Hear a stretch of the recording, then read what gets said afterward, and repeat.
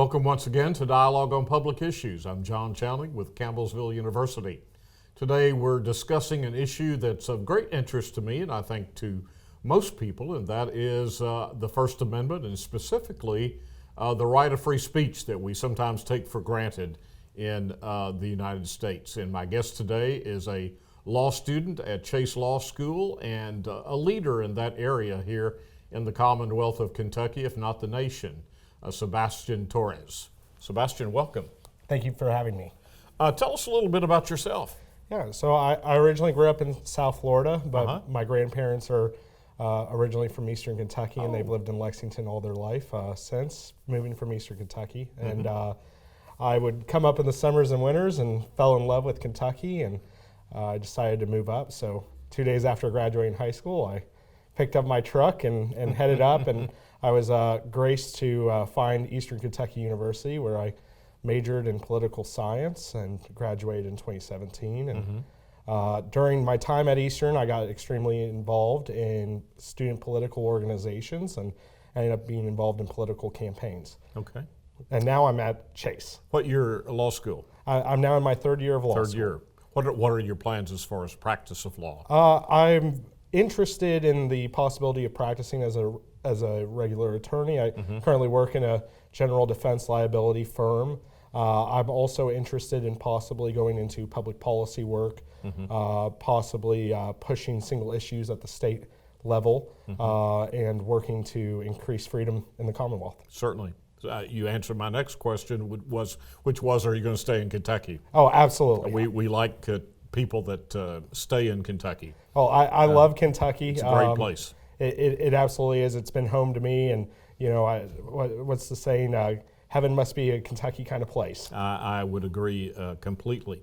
Now you're visiting Campbellsville at the invitation of our mutual friend, Dr. Sean Williams, our lead professor of political science, speaking to the Kentucky Heartland Institute of Public Policy as part of our observance of Constitution Day.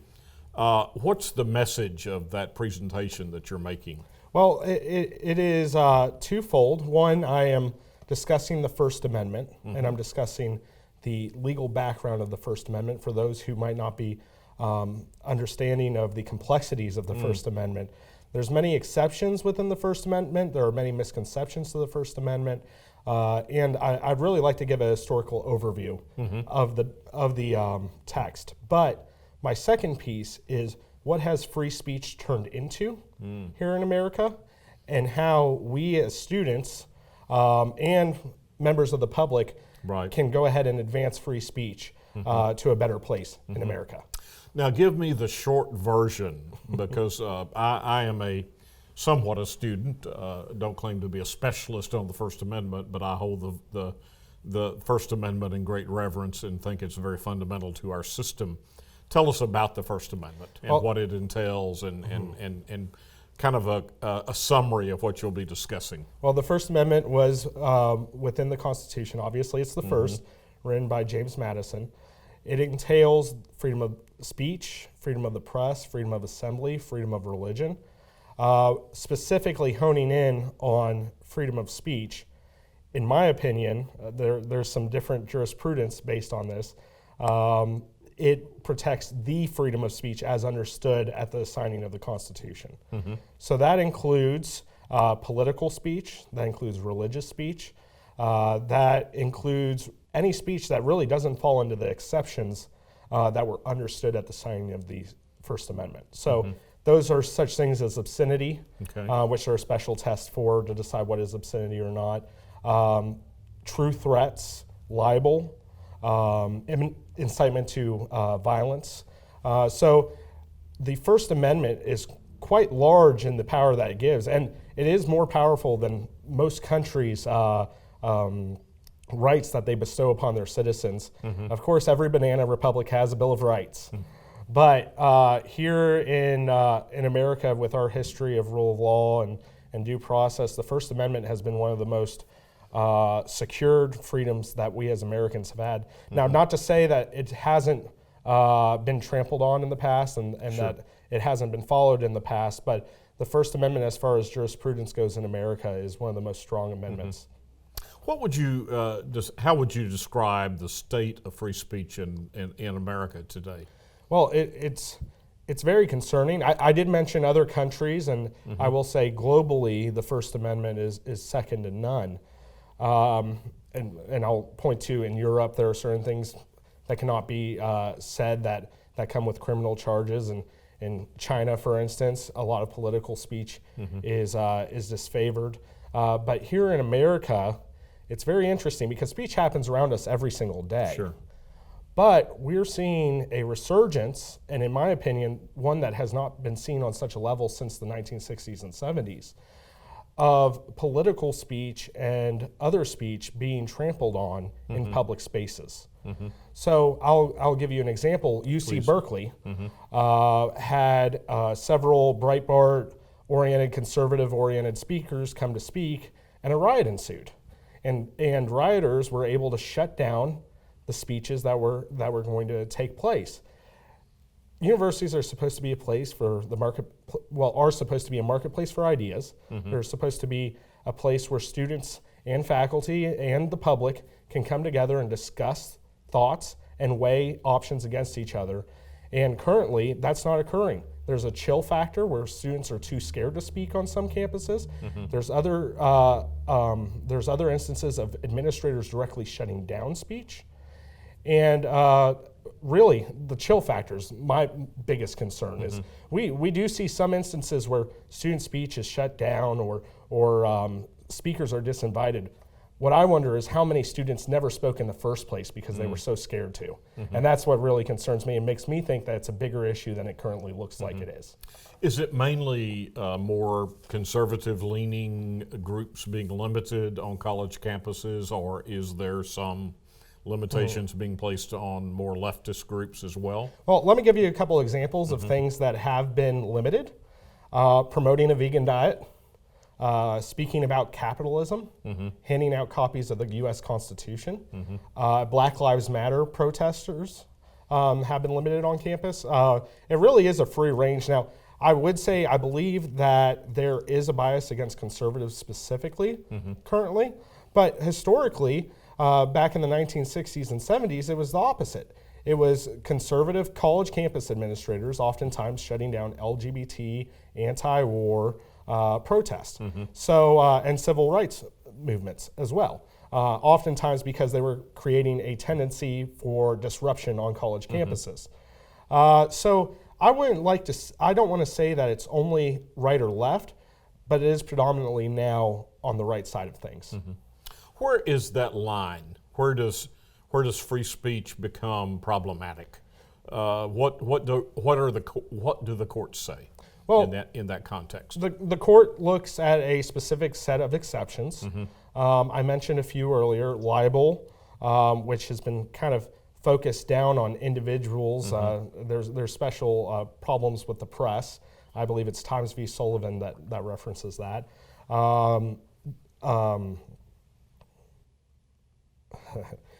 Emergency test with true incitement to violence, which we saw quite a bit with World War II and World War I, where people were, I believe it's the Brandenburg test, where it did handing out leaflets urging people to stop the war effort, incite violence because it would hurt the war effort. And that speech was protected. And it really goes to an emergency test of whether it's causing a real emergency to occur that causes violence. There is defamation, obscenity, which I mentioned earlier, but there are exceptions to the First Amendment. As I mentioned earlier, the freedom of speech at the time of the signing of the Constitution. So, but if you're within that wide umbrella of speech, that it doesn't fall under one of those specific exceptions that has long-time prudence behind them, then your speech should be allowed on college campuses. In the context of our political system, and I'm not getting into partisan politics, it happens from both sides. You mentioned obscenity, limits on obscenity being, even in the early days as the amendment was being ratified, prepared and ratified, debated and then ratified. Is a politician using obscene language, should that be regulated? And secondly, but related, is there a point where a politician's rhetoric in the context of driving up emotions and causing divisions and encouraging violence, how do you deal with that? Well, let me address it in two prongs. Sure. Number one, because obscenity falls under the exception as per the writing of the Constitution, obscenity is dealt with through legislative manners. Okay. If you believe that, and it does meet the jurisprudence of what is obscene or not, and can be limited or not, at that point, legislative barriers can be set. So, Okay. for instance, we oftentimes saw this with the sex industry through the 1980s and 1990s was really at the forefront of that debate. Now, and they did have a strategic litigation program aimed at widening that description for their industry. Okay. Now, on the other side, what may be rhetoric that may be distasteful or unwise to That's some people, protected. it is protected speech. There's a common misconception that hate speech, which is this ubiquitous vague term that really does it changes mean? among who you talk to, is not protected by the First Amendment, and that's absolutely incorrect. That is political speech oftentimes, in the scenario you gave me, that would be protected by the First Amendment. I would like to also add that there are many detractors, I'd like to address this straight out, there are many detractors who say that hate speech often leads to violence.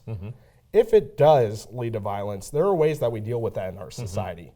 Speech itself should not be pushed into the corner in the dark, which actually leads itself to violence. There's actually studies that say that when individuals who have hateful speech and who come from those backgrounds from normally hateful organizations, when their views and voices are smothered out, they oftentimes turn to violence. So I think that's part of a grander conversation on hate speech. Right, right. Moving forward on this, what on college campuses, we've talked about in general, but on college campuses, zeroing in on that. Here in Kentucky, how are our college campuses doing in the context of free speech? Well, I wish I could say all as well, but there are some universities who have taken free speech seriously. There are varying levels of what is allowed and what is not allowed. Many of the campuses, since our Campus Free Speech Act, have changed their outdoor policies and are beginning to fall more in line with the act and the legal prudence behind it. There are still universities who have very vague codes that are very much left up to the campus administrators. Now, I will say this, though. The fact that we now have a Campus Free Speech Act in Kentucky really allows students the ability to fight back on those codes. And I do foresee possible litigation around those codes in the future, depending on whether campuses begin to fix those problems. Now, that brought me to my next question, which is the Campus Free Act, and you were involved in that. The passage was in the 2019 session. Tell us about that, why it was necessary from your perspective, and how that process came together. Well, I'll point out the Foundation for Individual Rights and Education, which is a nonprofit, nonpartisan group out of Philadelphia that focuses on free speech and the First Amendment and due process on college campuses. And they have a rating system where they rate universities dependent on their speech codes. Here in Kentucky, as far as public universities go, Eastern Kentucky University was the only school with a green light rating out of their red, yellow, green system that actually did not have any violations of the First Amendment. That to me really stuck out. The free speech movement here in Kentucky among students has been going for several years. I first became extremely involved in it in 2016. And several of us were getting together saying, what can we do about this? And there really were two options. There was a legislative battle that we could fight or a litigation battle that we could fight. And so we began discussing how we should move forward legislatively. And we worked with FIRE to create a model bill that we then forwarded to representatives and began a long-term legislative movement to pass the bill. So in 2017, the bill was not heard in any of the committees on either side of the legislature. In 2018, we ended up passing the Senate, and in 2019, with a coalition of 27 student organizations, right and left, Democrat and Republican, we were able to push the bill through both sides and get it signed by the Who are governor. your primary sponsors? Savannah Maddox, who is a representative from Grant County, she really championed the bill, as well as Senator Will Schroeder, who championed it in 2018 to pass the Senate, and we ended up going with the strategy of pushing it in the House. So he really helped smooth things over once we got it over from the House. But those two sponsors were absolutely integral in the passing of the act. Now, what does the bill provide? I mean, it obviously levels the playing field, so to speak, to accommodate the need for free speech on the campuses. What does it do? Well, how does it work? The bill has the general premise that universities are not there to decide whether speech is unwise or radical or possibly unfavorable. They are there to ensure everyone has a place for a quality education while adhering to laws regarding free speech. So we essentially instilled the idea that universities are to promote codes that promote the First Amendment, and the idea that universities are supposed to be a place for ideas to be exchanged among each other in a safe manner. It continued to instill legal jurisprudence and reinforce past Supreme Court decisions based around the First Amendment and public space use. In my opinion, the most integral part of the act is we created a cause of action that allows students the ability to report their university for speech code violations to the Attorney General's office that causes a automatic damage to allow for the case to be litigated, especially if the student does graduate, because oftentimes some cases can become mooted in that manner. But it allows students the ability to, it gives the speech code teeth that we can actually enforce through litigation the ideals within the act. How does that interact with federal law or compare to federal provisions? Absolutely. Well, it allows within state court. Now, of course, when we get in federal court, if a case were to go to federal court, which of course it would have to meet certain criteria. Yes.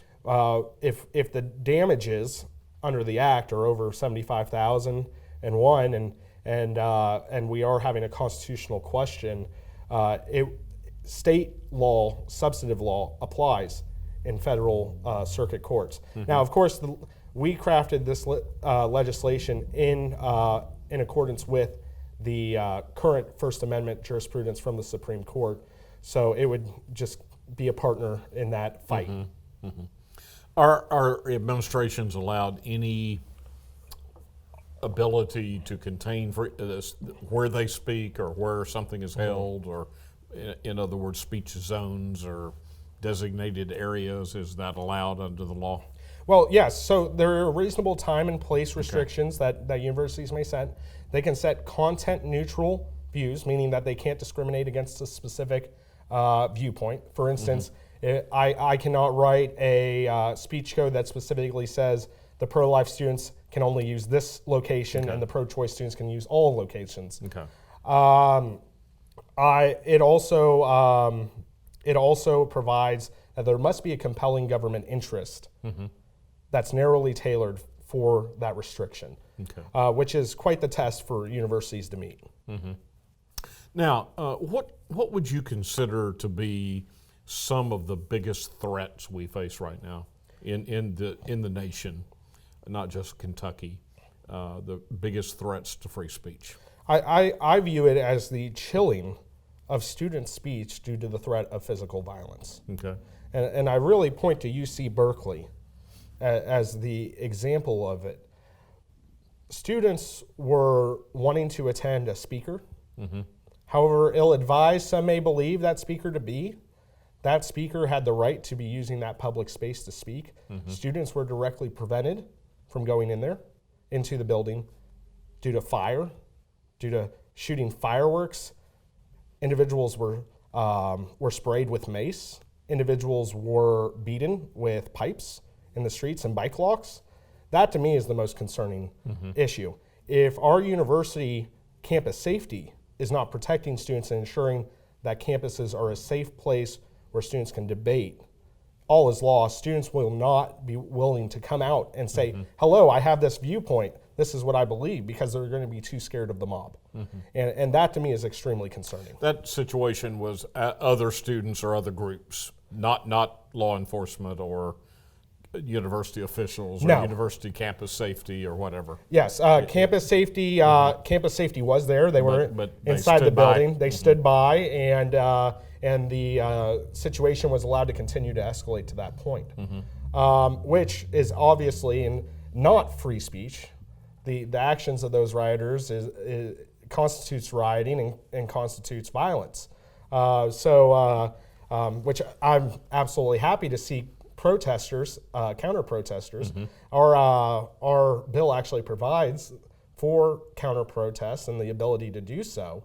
But there's definitely a line there, and if university officials will borderline condone it, that's extremely concerning to me. Are there conceivably, Sebastian, in that kind of instance where a speaker may be, and I'm not discussing that particular instance, I think I know who that speaker was, but aside from that particular, but just a hypothetical, where that individual may be on the periphery of the left or the right, and may be advocating something that's, are there any limits on a college campus that conceivably, for the sake of the peace or the safety of the student population and the university community as a whole, that an administration should be allowed to perhaps cancel an event? Well, there's absolutely the exceptions listed under the First Amendment. If that individual is citing, is encouraging violence against others that is immediate, that is absolutely applicable under the First Amendment. And there are laws that prevent that person from doing so. We do not need to continue to legislate against the First Amendment when we can use existing law to punish bad actors. But it would need to be specific in the context of his or her advocacy of violence. And fall under... Not just in a general sense. Absolutely. Or just against a general group. Absolutely. But specific. Yes. Okay. Do you find that the left or the right to be worse, either side worse than the other, in terms of intolerance? I'd say today it is the left on college campuses, and I keep going back to UC Berkeley, but in my opinion, it is the best example of when the left has shut down conservative speech on college campuses. But let's not forget the 1960s and 70s and the anti-war movement, the civil rights movement. I grew up watching that and attended a few in college. It is... not as a participant, but as a witness to them. It's amazing that political speech on both sides has been prevented by these same codes. And that's why I really want to call out to anyone on the right or the left, understand that when you are limiting free speech, you're limiting your own speech. That same code may be used against you 5-10 years later down the line. So I'd really like to impress that upon people. It is a bipartisan issue that we need to be for free speech. In the same context, the right of our faith, practicing our religion, First Amendment right. But there are those even in the Christian community sometimes who say, well, you know, I have the right to do this, this, and this, but I don't want this group down from somewhere else building a certain type of institution down the street from my church. And I like to point out, but do you want the government prohibiting that religious group? Because someday it might be some other religious group prohibiting my Baptist church from expanding. Absolutely. Or relocating or creating a new church across town. And I'd like to point out, so I was invited to stand with the president in Washington at the White House when he signed his recent executive order regarding free speech on college campuses. And there was a student with me who was handing out hearts with Bible scriptures that said, God loves you. And these speech codes were used against her. Now we're seeing the right to free speech and the right to practice your religion collide there. But I think that it's just this really dire thought that that this speech can be used against any religion, any individual who is not in the majority. Right.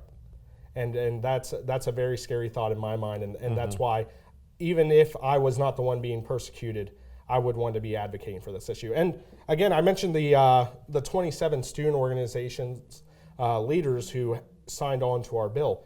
My right-hand man who spoke with me at the committee hearings in Frankfurt, his name's Michael Fraser. He is the head of the Young Democrats LGBTQ caucus. He himself has been discriminated against on college campuses and had his speech limited. Here in Kentucky, it is an issue that affects both sides, and it's an issue that should be concerning to both sides. We're down to just a couple of minutes, and I wanted to get this question in because it puts a test on everything we're talking about, and that is social media, internet, the cyber world. How do we deal with that? We don't have time to really delve into it, but just in general, how do we take that right of free speech and put it out into the cyber world? And then there are those platforms where people can say anything and everything they want to, but not assume the responsibility, in some cases, of even identifying themselves. And I know that's a very general, broad question.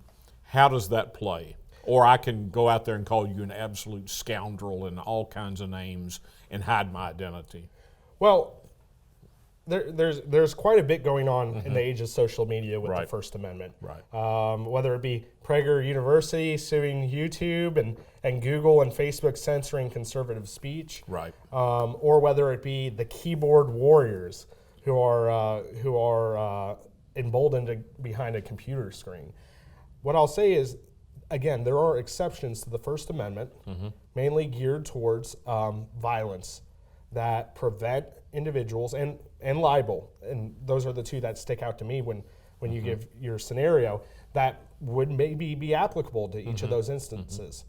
We cannot put a broad limit on the First Amendment. We need to deal with those issues one by one as they fall under whatever relevant state or federal law is there. Yeah, and that's a whole evolving area, let's be honest. I mean, those are still evolving in terms of jurisprudence, as I understand, and a lot to be learned there. Absolutely, and I'll say this too, on social media, not everyone, now of course there are VPNs and all these other ways that you can try to hide yourself, but Kentucky State Police is pretty good at following your IP address. Right. So I do think that those things are going to be able to be handled under existing law. Sebastian Torres, thank you very much and wish you the very best in the practice of law and finishing law school. Thank you so much. Thank I've you. enjoyed this. This is John Chowning for Dialogue on Public Issues, hoping that you have enjoyed this discussion on free speech in particular and our First Amendment rights in more general. Thank you very much.